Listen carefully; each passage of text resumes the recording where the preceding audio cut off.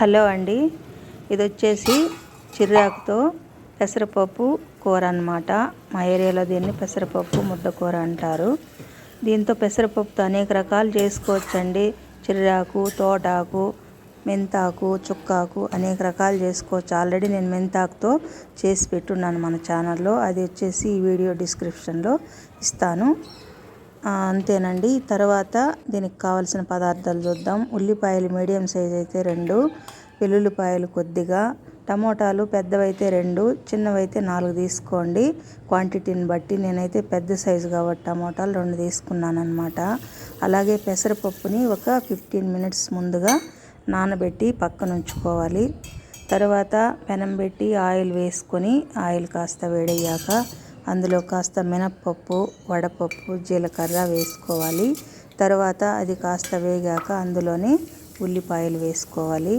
ఉల్లిపాయలు తర్వాత కచ్చాపచ్చాగా దంచుకున్న వెల్లుల్లిపాయలను కూడా వేసేయాలి.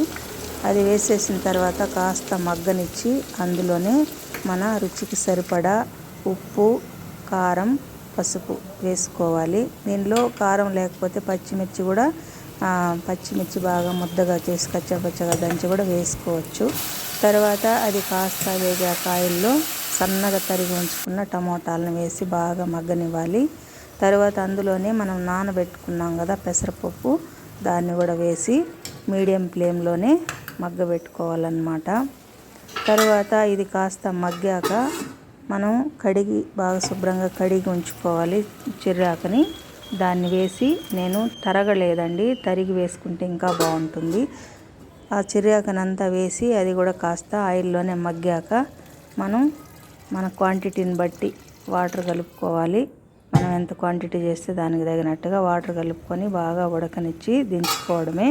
దీనికి తాళింపు కూడా వేసుకోవచ్చండి. నేనైతే ఎక్సెస్ ఆయిల్ వాడినట్టు అయిపోతుందని వేయలేదు. మామూలుగా అంత ఆయిల్లోనే వేపుకున్నాం కాబట్టి వేయాల్సిన అవసరం లేదు. కానీ వేసుకుంటే కూడా బాగుంటుంది. కాస్త వెల్లుల్లి దంచి, ఎండుమిర్చి, పచ్చిమిర్చి వేసి తాళింపు దినుసులు వేసి వేసుకోవచ్చండి. అంతేనండి. నా వీడియో కనుక నచ్చితే లైక్ చేయండి. మరిన్ని వీడియోల కోసం నా ఛానల్ని సబ్స్క్రైబ్ చేసుకోండి. ఓకే అండి. Thank you for watching.